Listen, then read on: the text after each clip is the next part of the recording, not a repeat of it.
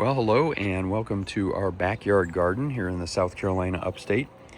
It is a beautiful Friday morning, mostly clear skies, got a few high clouds, but about upper 60s, maybe close to 70 degrees right now. Just a little bit breezy, very, very pleasant morning, and a good time to take a look at our garden. This is episode 32 for the year 2025.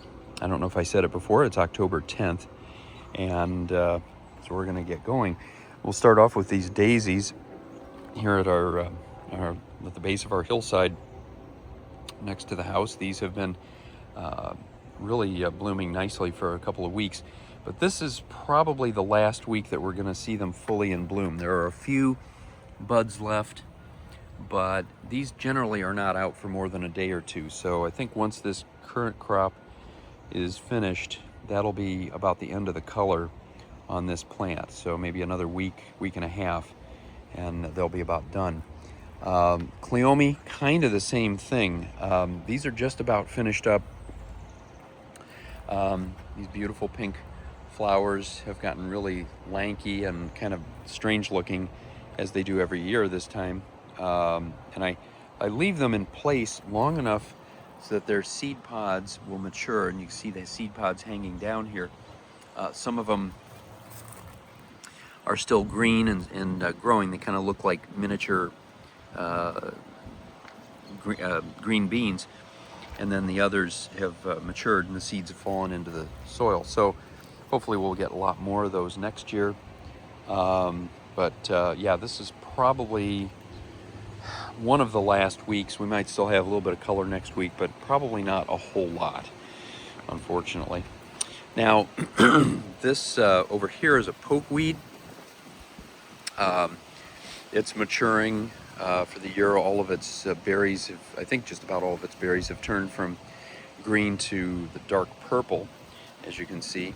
And it is a weed. It's kind of an ornamental weed. It just sort of popped up. We didn't plant it. It just appeared. But it has looked interesting. Had little white flowers on it earlier in the year, and those turned to green berries and then eventually purple berries, which are highly poisonous, and we don't want to eat those. But birds and other animals have eaten some of them at least. And I'm going to leave this. It should come back next year. Very low maintenance, in fact, no maintenance, frankly, and just kind of an interesting little addition to our garden. Now, I don't usually talk a whole lot about our grass, but our lawnmower came in this week and put some seed down, and kind of hard to see there, but kind of see looking closely. We've had a couple areas that have been really bare, and this is one of them over here too, and he put a lot of seed down. And he also did some aeration, so you see all these little cores having been cut out of the ground to just allow more oxygen down into the soil, which helps the fledgling grass to grow, hopefully. Probably would not be a bad idea to get this watered too, just to kind of help it along. And as usual, every time I get a little breeze, or little plastic chairs fall over, so I'm just kind of correcting that. We had a fire in our fire pit last weekend. We don't do that too often, unfortunately. We should. It's always fun, but getting back to the garden, we have our hydrangeas here. They're really showing their age as the summer fades away. The majority of them have turned from the originally the white color to the kind of pale green color, and then eventually the brown, which will persist all through the winter and into next spring. But these do really well every year. No maintenance at all required. They just keep growing and growing. And we have 4 of them that have really kind of filled out this south side or southwest side of our lot. As I frequently will point out, our neighbor has one over here. You can just sort of see there in the distance. It's about 14 feet tall, and these will eventually do the same thing. So they do have a way of taking over, and we're seeing that with some of the other plants around here. These Asiatic lilies have to bend way out into the grass or towards the grass to be seen. And unfortunately, this butterfly bush here has been sort of taken over. It didn't do too well this year. We have a second one that did do much better. Not much to see. It's finished for the year now, but it was out of the shadow of the hydrangeas, so we were able to get a lot more flowers off of that one. Everything else through here is just about finished. Big knockout rows there with a number of clematis in the area, adding their color come spring. We've got some impatiens down here. It's not been a good year for impatiens. Most of them have just not really done all that well. We've got a few back in here.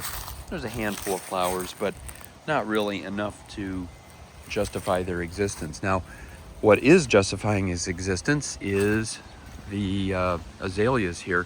We have 6 of them. This is the one that's most stunningly in bloom.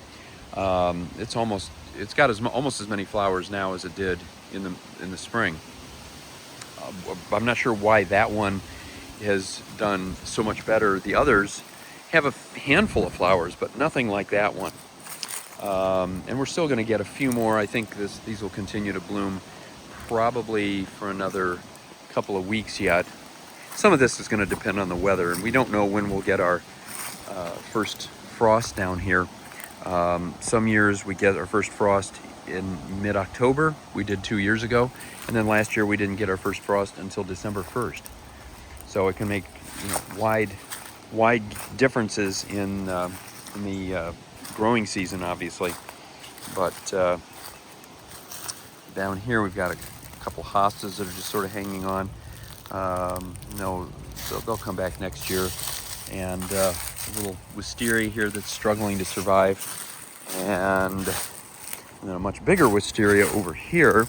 It's growing along the fence. This one is going to give us lots and lots of flowers next spring. What else do we have?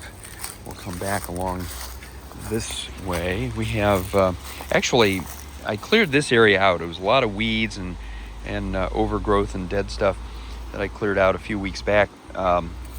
Just kind of bare, but a lot of daylilies back in here. And then this small rose, a little tea rose, is suddenly giving us a couple of really pretty sort of salmon colored flowers, just kind of out of the blue.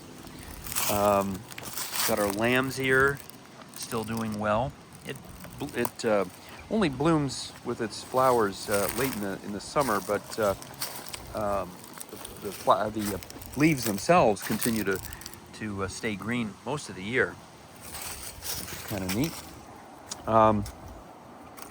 This is the last of our azaleas here, still giving us some color. We've got some more daisies here, and some more of these zinnias that we planted from seed back in the spring, put in May, and they've done very well since then. This is our big knockout rose here. As of last week, it still had a lot of flowers on it. I think what we're seeing here is kind of the end of the season, because I'm not seeing any other buds right now. So I think this is going to be about the end of the line for this one until next year. What else do we have? Another big daisy over here, doing very well. As I said with the other ones, I think this is going to be our last week of full bloom for these. And so we're going to enjoy them while they're here.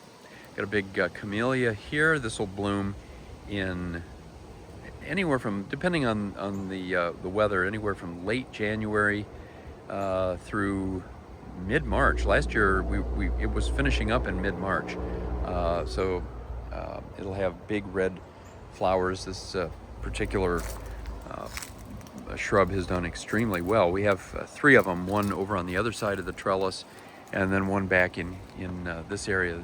It's kind of struggled for a few years, but it's been doing much better here lately. And then up on the trellis, we have a mix of climbing roses and jasmine and clematis. We have one beautiful lavender rose up there. It's the only one. I don't know if that's the same one that was in bloom last week. They don't usually bloom for a full week at a time, but there was one at the exact same spot last week. I'm not sure if that's it or not. And then over on this side, big climbing rose here. I think this one is done for the year in terms of flowers. It always struggles with black spot and loses its leaves, but it continues to put out flowers well into the year. And we've got another vinca here. This is an unusual vinca in that it is about 1.5 feet tall. Usually they're more kind of a ground cover or border plant, maybe 6 inches tall, but this is the only one that has come up. I guess there's a little dwarf next to it, but we saw this in the front yard. There's exactly one that has come up there. We put these in about 3 or 4 years ago, and they continued to come back just from reseeding, and they came back in large numbers until this year, and then they didn't, with the exception of these two and then the one in the front yard, and that was it. So we'll see what happens next year. We may have to put more in and kind of start the process again. And here we have a little spiderwort. Now, typically the flowers are a little bit bigger. I'm thinking they're smaller now because of the time of the year, but they're still giving us a little bit of color, which is kind of nice. I'm going to come back over here. Something that I had noticed last week, and it appears to be gone. It was a big garden spider that was sitting in a web.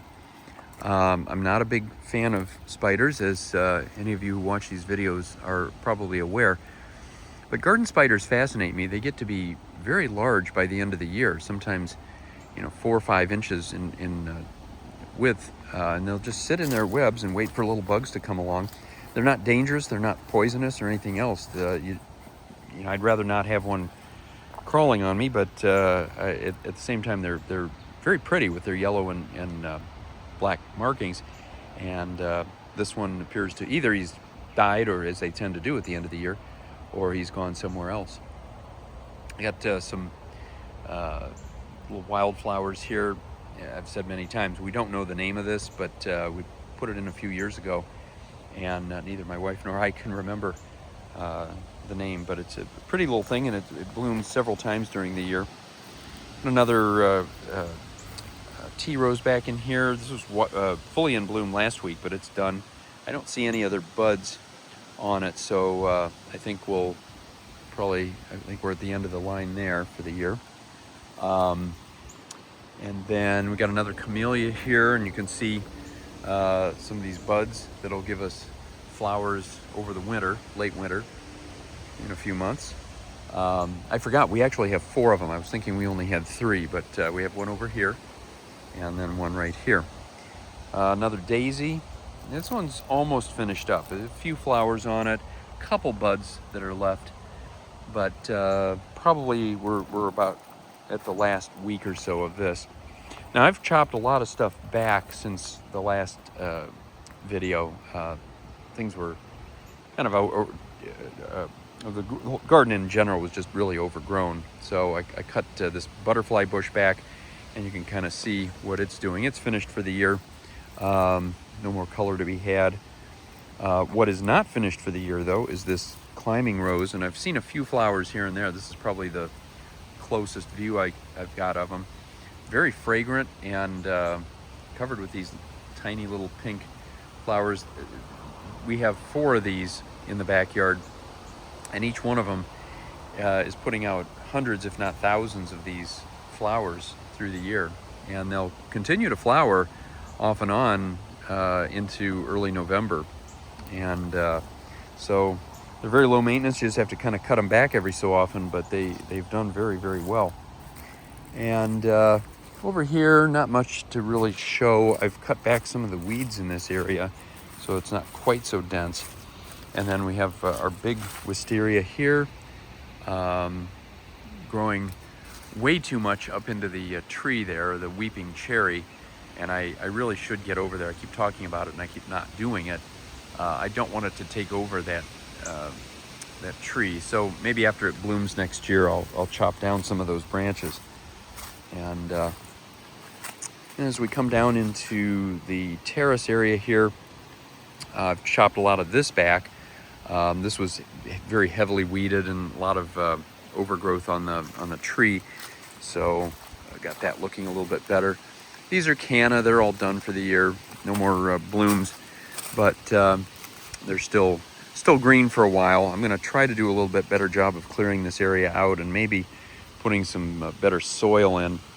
I would like these to do better, but I also want them to stay in their zone. They've had a tendency to kind of jump over the rails. I chopped a bunch of them back that were up in this area last week because I don't want them getting out of control. They have a way of taking over a bed very quickly if you allow them to.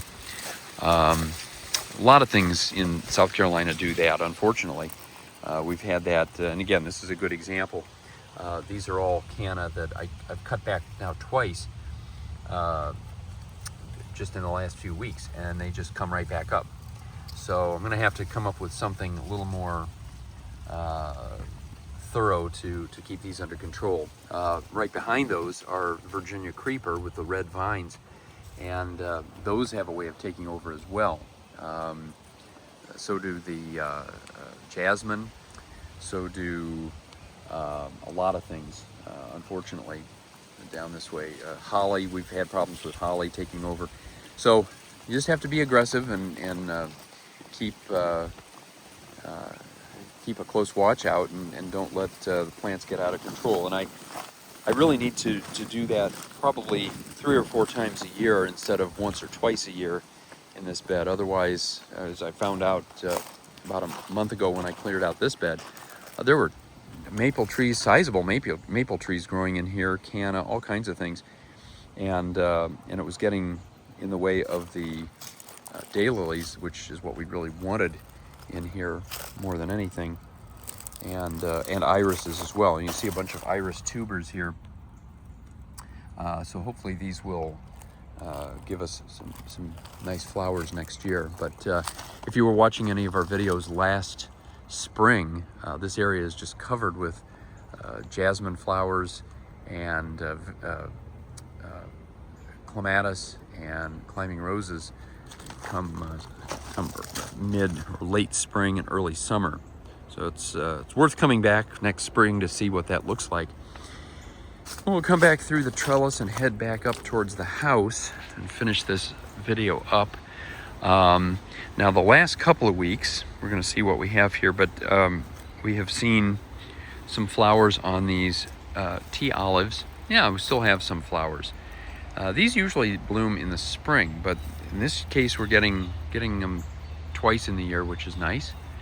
And they're fairly fragrant, kind of an unusual smell.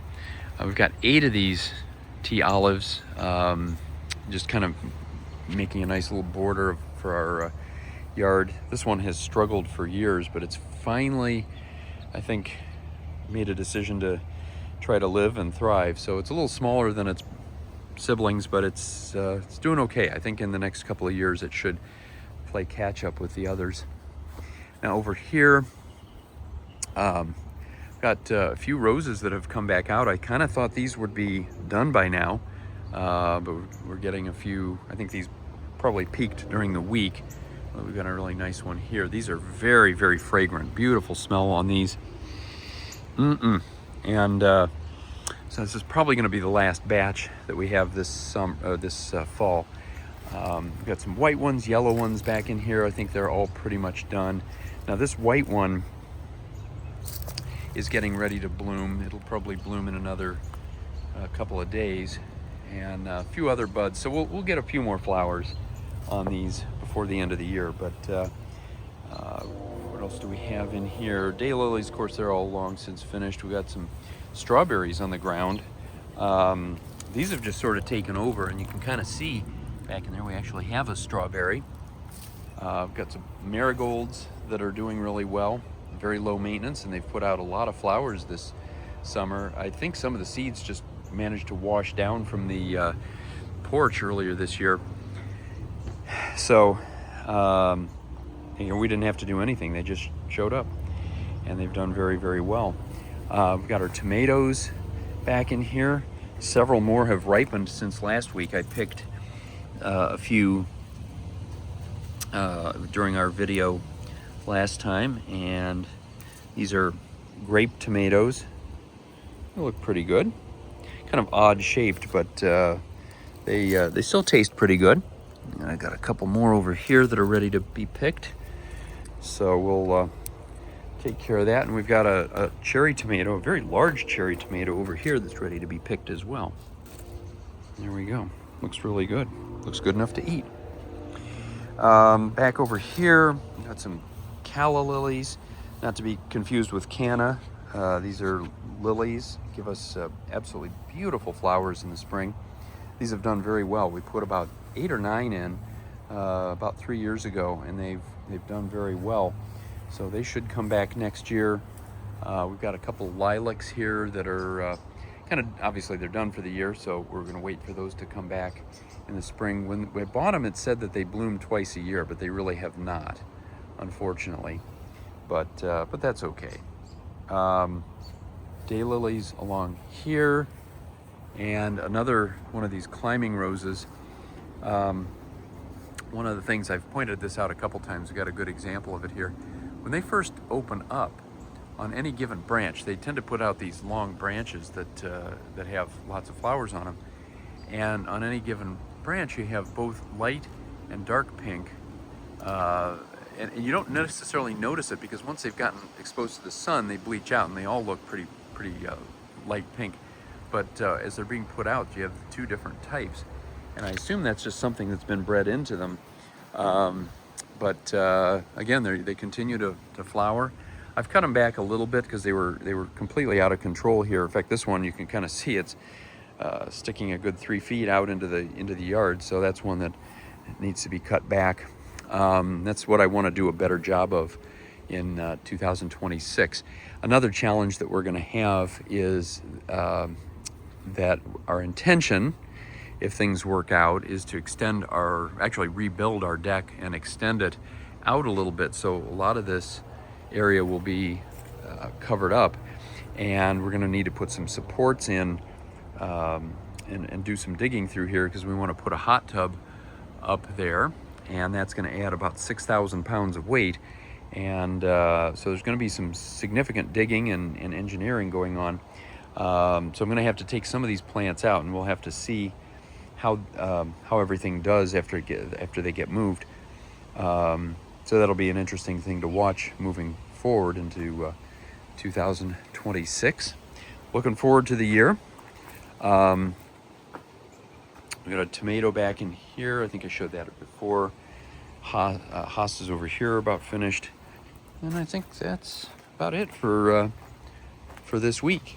So, hope it's sunny wherever you are. And until next time, happy gardening.